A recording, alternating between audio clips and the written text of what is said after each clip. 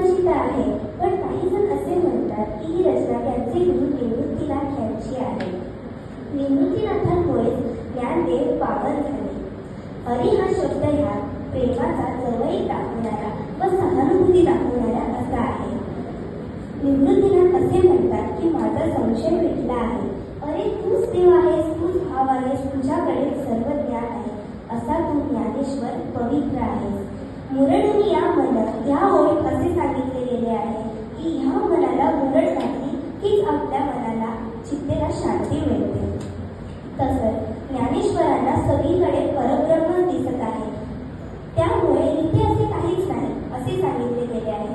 त्यानंतर दीपक ह्या ओळीत असे सांगितले गेले आहे की एक पणती लावल्यानंतर आपण दुसरी पणती लावतो, दुसऱ्या पणतीने तिसरी पणती लावली जाते. असे अनेक पणत्या लावल्यानंतर पहिली पणती कोणती हे सांगताच येत नाही. असेच ज्ञानदेवांचेही ज्ञान अगाध आहे.